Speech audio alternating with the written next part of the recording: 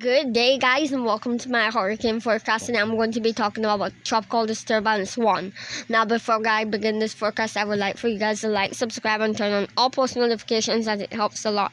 Now, guys, today I'm going to be talking about tropical disturbance 1. I'm almost sure that you guys have already heard about tropical disturbance 1, and it's Invest 94L, by the way. It currently has a 60% chance of formation within the next 5-day period, and within the next 48 hours it has a 50% chance of development. So both the 50 and the 60% chance of development is medium. But I anticipate at least by the time we get into tomorrow, at least this could have a 70% chance of development. And the reason why I expect this to have a 70% chance of development is because, first things first, we're going to do a checklist on how suitable the atmosphere is. So, there is no dry air, which means that remember I said that dry air usually inhibit tropical development, which I mean it does not allow tropical disturbances to develop. So, there's no dry air. Now, wind shear. There is little wind shear, which means that the wind shear is not strong enough to tear the storm apart, which means that it would influence the development. And when I talk about influence, I mean it would allow it to intensify. The atmosphere is suitable for development. There's no dry air in it, and it's just moist, and it's just good enough to support tropical development, hence why it has a 60% chance of development. So another thing is because the area that it's headed in is headed into an area where water temperatures are extremely warm. So if it continues on its path towards Florida, then it's going to head in an environment where water temperatures are going to continue to get warmer, especially when we get just south of Florida, between Cuba and Florida. And I'm talking about somewhere in this general area, water temperatures are just boiling in that area. And I'm going to show you guys that. But I want to talk about how it's going to affect the Windward and Leeward Islands.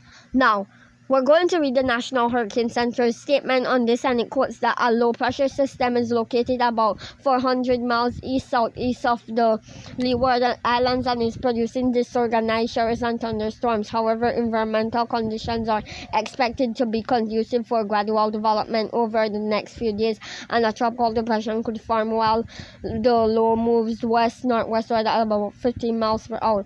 The disturbance is forecast to reach portions of the Lesser Antilles by late Monday and then move near the Virgin Islands and Puerto Rico on Tuesday, and Hispaniola around the middle of this week. Tropical storm watches and warnings could be required with shorter than normal lead times for the Leeward Islands, Virgin and Puerto Rico Islands. In addition, heavy rains and floodings are likely for the Leeward Islands, Virgin Islands, Puerto Rico. Interest in those areas should monitor the progress of this system.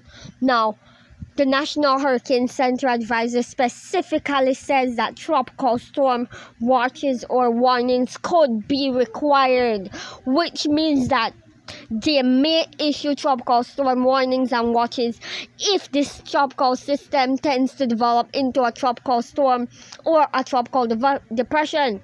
So please pay attention to this, because it's going to develop in just a short period of time, guys. And I would like for you guys to please just pay attention, because this could potentially cause flooding and damaging. So when we talk about tropical storms bring wind, but they mostly bring rain, which means that I talk about they come with lots of moisture. So I do expect this to come with a lot of moisture and drop some very heavy rains, which means that those heavy rains could produce flooding and gusty winds that could potentially bring down trees. So we should be looking at the risk of flooding and also gusty winds, strong winds that could bring down trees. So please pay attention to the latest advisories that the National Hurricane Center issued and the latest watches and warnings to see if the warnings work for your area. So guys, I recommend you to pay attention and keep updated as we get further into the future, because believe me, I do expect this to turn into a tropical storm or a tropical depression. Now, we're going to head towards the forecast models, and I'm going to show you guys why we're showing you guys that this could potentially turn into a tropical depression or a tropical storm. Now, guys, this is the European model, which is a very accurate model from my perspective. And as you can see here, this is tropical disturbance 2, and this is tropical disturbance 1. Now, this is tropical disturbance 1. It seems that it has a more organized circulation at this time. So we're going to run the model to see what happens when we get 24 hours out. Now, the first 24 hours out we notice that the vorticity in tropical disturbance 1, Invest 94L, increases and it starts to bundle up its energy, which means that it's trying to intensify. So I have to admit, at about 24 hours out, this could potentially be a tropical storm or a tropical depression. So, as I said, please pay close attention to this because it's going to be sneaking into your area when we get later into the week, into early next week. So, if you notice, when we get 48 hours out, here it is at this time. I think it is making landfall at this time, which is just 2 days from now. If you notice, it has its well-defined center of circulation. It also bundles up its energy, which means that it has a concentrated low, which means that it is forming and it's stronger. So at this time, it may potentially be a 50 to 60 mile per hour tropical storm or a 45 mile per hour tropical storm, as the models show. So if you live in the Windward and Leeward Islands, please pay close attention to this because it's going to be moving towards your area. Now, we're going to switch over towards the Caribbean side to see what actually happens over on that side of the map. Now, guys, this is over on the Caribbean side, and if you notice that we are still at 48 hours out. And when we get 72 hours out, it has already crossed Puerto Rico at this time. And you can see the energy is still well bundled, which means that it might be a tropical depression at this time. No, so I do expect it to form when it reaches into that general area as it moves over the northern Windward and Leeward Islands. And when it moves over Puerto Rico, maybe it could potentially move over you guys as a tropical storm. So this whole entire area may potentially get affected by this, and we're talking about Florida when we get long term out. So also we're going to be talking about the Haiti and the Dominican Republic, and also potentially the Bahamas could be in play with this tropical disturbance. Now we're going to continue to see what happens. Now, if you notice, when we get 96 hours out, the looks like this storm is generally weakening, and that may be the effects of it moving inland and moving into areas where there are more land to interact with.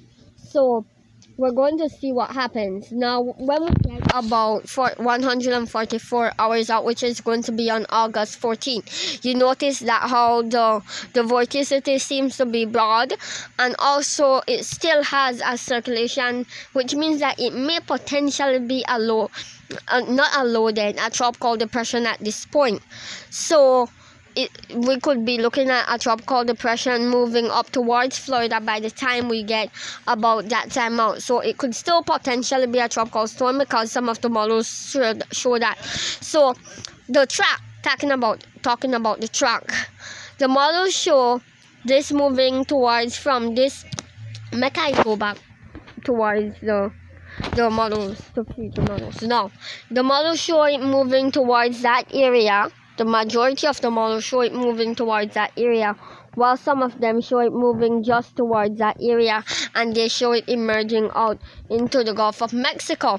So those are two potential tracks that we won't keep our eye off. So there's two potential tracks for this, for it to move skim just south of Florida and then move into the Gulf of Mexico because honestly the CMC and the NavGem model shows it moving onto the Gulf of Mexico, but the European and the GFS model does not show that. So we're going to see what plays out when we get about that time out. So we're going to move on towards the intensity guidance on this. Now guys, as you can see here, this is the model intensity guidance for Invest 94L. Now the majority of the models keep it just in tropical storm range when we get 48 hours out, and also they do bring this up to tropical depression status at least when we get 24 hours out. So when we get 48 hours out, this may potentially be a tropical storm at this point, while the shape and the NNIC shows when we get about 120 hours out, it shows this being the NNIC model has it all the way up to category 2 hurricane status, and also the shape has this up to category 1 high-end category 1 hurricane status. So we're going to see what plays out into the future. So now we're going to switch over to spaghetti plots on tropical disturbance 1. Now guys, it came to my attention that the models are starting to show that this might move just into this direction, because I just looked at previous model on the spaghetti plots on this, and some of the models show it moving. The majority of the models then show it moving into the Gulf of Mexico now. So as I said, we're going to see what plays out within the next 48 hours, because when this does turn into a tropical storm or a tropical depression, we would more or less know how strong it would be. So it would have a track and a cone, which would more or less give us an idea of where it's going to head. So if you live in Florida, pay attention to this. If you live in the Haiti, Puerto Rico, we're talking about the northern leeward and windward islands, Cuba also, please pay the Bahamas too. Please pay close attention to this, because it could potentially affect your area. Now, thank you guys for watching this forecast. I'm going to be issuing more forecasts on this as we get into the future. So, thank you for watching.